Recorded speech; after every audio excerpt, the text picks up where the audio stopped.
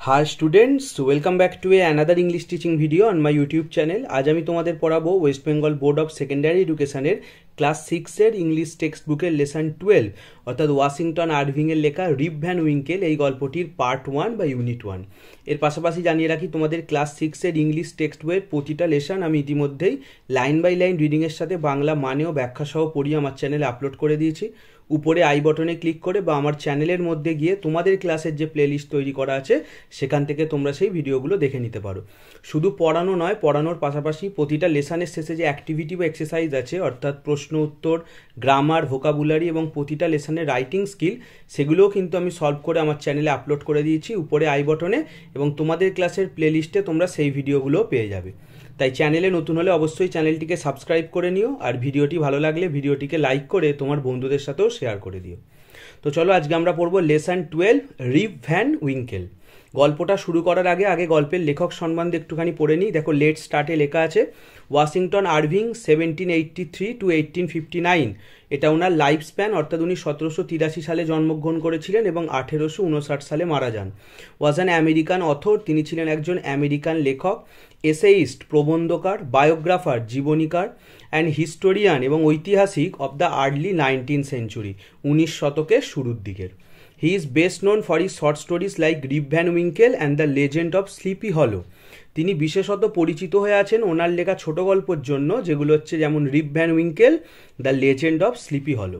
His historical works include, ওনার ঐতিহাসিক কাজের মধ্যে পড়ে biographies of George Washington, Christopher Columbus and the prophet Mohammad. এই যে তিন ব্যক্তির, জর্জ ওয়াশিংটন, ক্রিস্টোফার কলম্বাস এবং প্রফেট মোহাম্মদের জীবনী। আর লাস্টে কি বলেছে দেখো, the present story is an adaptation of the original story. উনি যে অরিজিনাল গল্পটা লিখেছিলেন রিপ ভ্যান উইঙ্কেল, আমরা কিন্তু তার অ্যাডাপ্টেশন, একটুখানি সংকলিত এডিটেড ভার্সান একটু সোজা করে নেওয়া হয়েছে, সেই গল্পটা আমরা পড়তে চলেছি ওনার লেখা অরিজিনাল গল্পটার থেকে। তো চলো, এ তো গেল লেখক পরিচিতি। এরপর আমরা গল্প শুরু করব। আমি লাইন বাই লাইন রিডিংয়ের সাথে বাংলা মানে ও ব্যাখ্যা সহ তোমাদের পড়িয়ে দিচ্ছি। পড়াতে পড়াতে ইংলিশ আননোন ওয়ার্ডসগুলোরও আমি মিনিং বলে দেবো, তোমরা পারলে সেগুলো খাতায় নোট ডাউন করে নিতে পারো। In a village among the কাটস্কিল mountains. কাটস্কিল mountains এটা একটা পর্বতমালার নাম। দেখো, একটা পাহাড় নয়, কিন্তু মাউন্টেন বলেনি, মাউন্টেন্স। তাহলে কাটস্কিল পর্বতমালার মধ্যে একটি গ্রামে, অ্যামং মানে হচ্ছে মধ্যে। There lived a simple good natured fellow, সেখানে বাস করত একটি সাধারণ ভালো স্বভাবের লোক। সিম্পল তোমরা জানো সাধারণ, গুড নেচার্ড মানে হচ্ছে ভালো স্বভাবের, যার স্বভাব খুব ভালো, আর ফেলো মানে হচ্ছে লোক বা ছেলে। তার নাম কি দেখো, লেখা আছে কল্ড রিপ ভ্যান উইঙ্কেল, তার নাম ছিল রিপ ভ্যান উইঙ্কেল। তাহলে প্রথম বাক্যটা যদি একসাথে মানে বলি হবে, কাটস্কিল পর্বতমালার মাঝে একটি গ্রামে বাস করত একটি খুব সাধারণ এবং ভালো স্বভাবের লোক, যার নাম ছিল Rip Van Winkle. The children of the village loved him, গ্রামের বাচ্চারা তাকে ভালোবাসত। লাভড তো জানো ভালোবাসা, কেন ভালোবাসতো দেখো, he assisted at their sports, কারণ সে তাদের খেলাতে সাহায্য করত। অ্যাসিস্ট করা মানে সাহায্য করা। তাহলে এই যে রিপ ভ্যান উইঙ্কেল, এ কী করতো, বাচ্চাদের খেলাতে তাদেরকে সাহায্য করত। আর কি করতো, অ্যান্ড মেড দেয়ার প্লেথিংস, এবং তাদের খেলার জিনিস তৈরিও করে দিত। মেড হচ্ছে মেকের পাস্ট টেন্স, তৈরি করতো, আর প্লেথিংস বুঝতেই পারছো খেলার জিনিস। তাহলে খেলাতেও সাহায্য করতো, আবার খেলার জিনিস বানাতেও বা তৈরি করতেও কিন্তু সাহায্য করতো। He also taught them to fly kites, সে তাদেরকে শিখিয়েছিল ঘুড়ি কিভাবে ওড়াতে হয়, অ্যান্ড শুট মার্বেলস, এবং কিভাবে গুলি মারতে হয়, মানে গুলি খেলা যেটাকে বলে। অ্যান্ড টোল্ড দেম স্টোরিজ, তাদেরকে গল্পও বলতো। দেখো, টট হচ্ছে টিচের পাস্ট টেন্স, শেখানো। তাহলে সে শিখিয়েছিল, কি শিখিয়েছিল না, ফ্লাই কাইটস বুঝতে পারছো, ঘুড়ি ওড়ানো।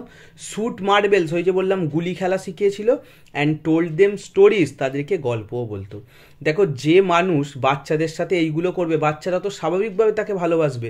ওই যে বললো গ্রামের বাচ্চারা তাকে ভালোবাসতো এই কারণেই, কারণ সে তাদের খেলায় সাহায্য করতো, খেলার জিনিস তৈরি করতো, তারপরে ঘুড়ি ওড়াতে শিখিয়েছিল, গুলি খেলতে শিখিয়েছিল, এমনকি তাদের গল্পও বলতো।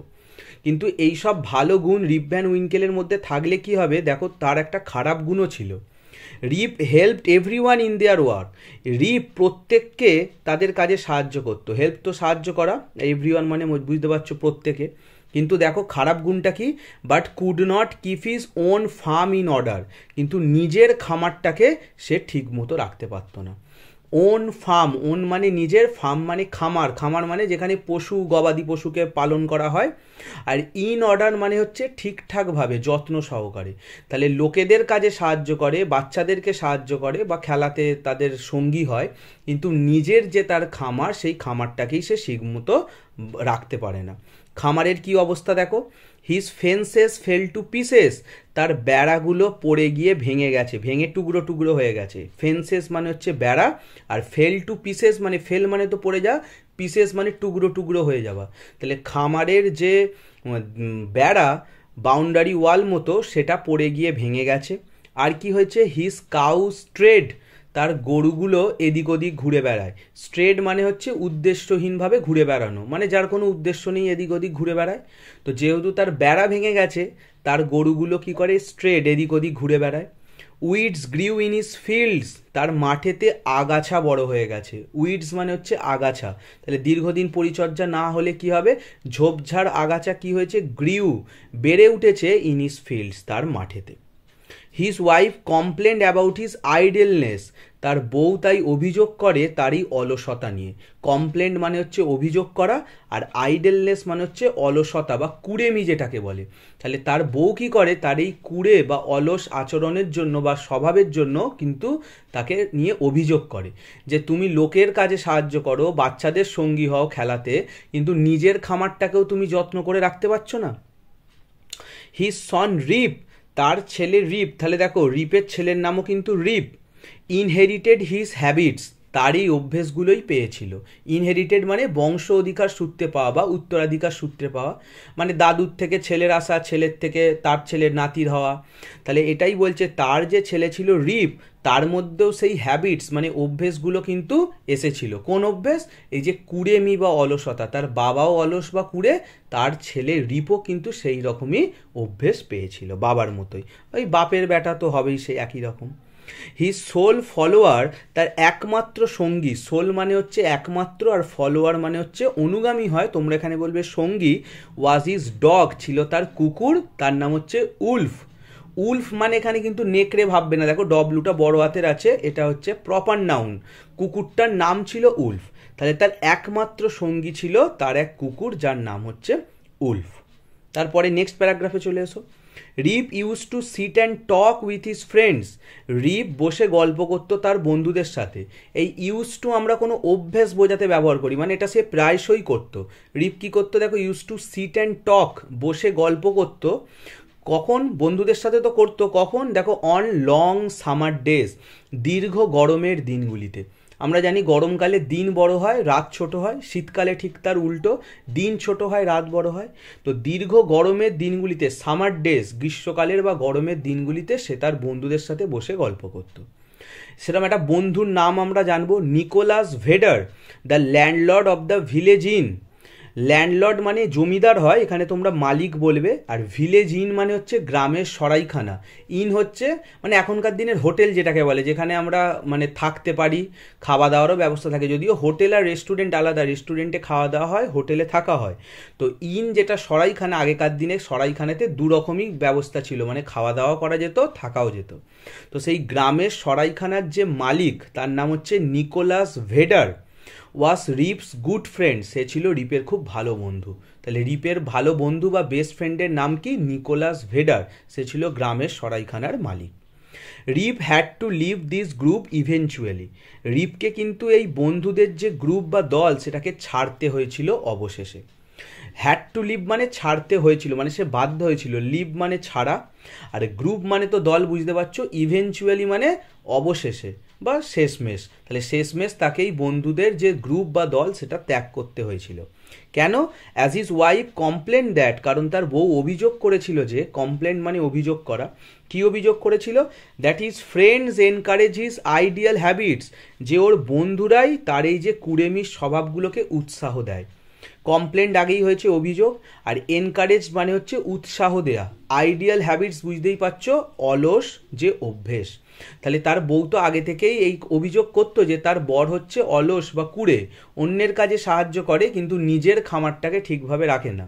তো তাই কি হয়েছিল, সে অবশেষে তার যে বন্ধুদের গ্রুপ বা দল তাকে ছাড়তে হয়েছিল, কারণ তার বউ অভিযোগ করে বলেছিল যে তার বন্ধুরাই হচ্ছে তার এই যে অলস অভ্যেস সেগুলোকে উৎসাহ দেয়। মানে বন্ধুরা তো বলতে পারে যে যা তুই কাজ কর, নিজের খামারটা সামলা, তুই এখানে কেন বসে বসে গল্প করছিস।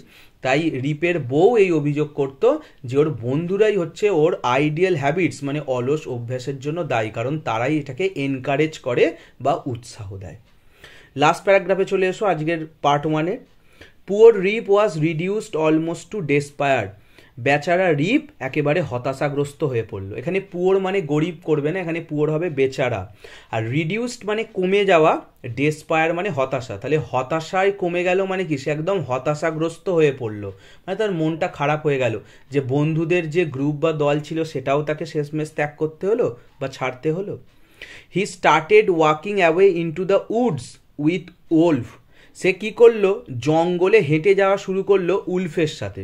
দেখো স্টার্টেড ওয়াকিং, তাহলে হাঁটা শুরু করলো বা যাওয়া শুরু করলো কোথায়, away into the Woods. Woods মানে জঙ্গল। কার সাথে যেত, ওই তার সেই একমাত্র সঙ্গী কুকুরটা যার নাম হচ্ছে উলফ, তার সাথে সে জঙ্গলে যাওয়া শুরু করলো।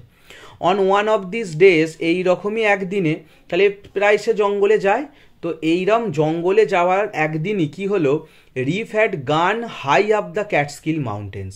রিপ কি করলো, সেই ক্যাটস্কিল পর্বতমালার অনেকটা উঁচুতে চলে গেছিলো। দেখো হাই আপ মানে অন্য দিনও যায় সে, এতটা উঁচুতে যায় না, কিন্তু একদিন সে ক্যাটস্কিল মাউন্টেন্সের অনেকটা উঁচুতে চলে গেল। ফ্রম দেয়ার, সেখান থেকে, ফ্রম দেয়ার মানে সেখান থেকে, ওই উপর থেকে, ক্যাটস্কিল মাউন্টেন্সের উপর থেকে, হি লুকড ডাউন, সে নিচে দেখলো কিসে, into a deep and dark valley, একটা গভীর এবং অন্ধকার উপত্যকায়। ভ্যালি মানে হচ্ছে উপত্যকা, দুটো পাহাড়ের মাঝখানের যে ভি বা ইউ আকৃতির শেপ, তোমরা ভূগোলে পড়েছো বা পড়বে। তো সে সেই ওপর থেকে কি দেখলো, নিচের একটা ডিপ অর্থাৎ গভীর এবং ডার্ক অর্থাৎ অন্ধকার ভ্যালি, ভ্যালি মানে উপত্যকাকে দেখলো। ইভিনিং ওয়াজ গ্র্যাজুয়ালি অ্যাডভান্সিং, সন্ধে ধীরে ধীরে এগিয়ে আসছিল। ইভিনিং তো সন্ধে জানো, গ্র্যাজুয়ালি মানে হচ্ছে ধীরে ধীরে, আর অ্যাডভান্সিং মানে এগিয়ে আসা, মানে বিকেল থেকে সন্ধে হচ্ছে, আশপাশটা আস্তে আস্তে অন্ধকার হয়ে যাচ্ছে, তাহলে সন্ধে ধীরে ধীরে এগিয়ে আসছিল। হি ফেল্ট দ্যাট, সে অনুভব করলো যে, ফেল্ট মানে অনুভব করা, এখানে বুঝতে পারলেও বলতে পারো, that he should return home, যে তার ঘরে ফেরা উচিত। শুড মানে হচ্ছে উচিত, এটা একটা মডালস, আর রিটার্ন মানে হচ্ছে ফেরা। তাহলে সে এই সময় বুঝতে পারলো বা অনুভব করলো এবার তার ঘরে ফেরা উচিত। As he was about to go down, যেই না সে নিচে নামতে যাবে, as he was about to go down মানে কি, নামতে যাবে, মানে এবার বুঝছে যে এবার আমার নেমে পড়া উচিত। যাই পাহাড় থেকে নামতে যাবে, হি হার্ড এ ভয়েস, সে একটা আওয়াজ বা গলার স্বর শুনতে পেল। হার্ড হচ্ছে হিয়ারের পাস্ট টেন্স, শুনতে পেয়েছিল, আর ভয়েস তো বুঝতে পারছো গলার স্বর, কারোর একটা গলার আওয়াজ শুনতে পেল। ফ্রম দ্য ডিস্ট্যান্স কলিং, সেটা অনেক দূর থেকে ডাকছে, কাছ থেকে কিন্তু নয়। দেখো লেখা আছে ডিস্ট্যান্স, অনেক দূর থেকে তাকে ডাকছে। কি নামে ডাকছে, রিপ ভ্যান উইঙ্কেল, রিপ ভ্যান উইঙ্কেল। তাহলে তার নামটাকে দুবার নাম ধরে কেউ যেন তাকে অনেক দূর থেকে ডাকলো, সেটা রিপ শুনতে পেল। তাই সে এবার নামাটা থামিয়ে দিয়ে দেখবে কে ডাকছে।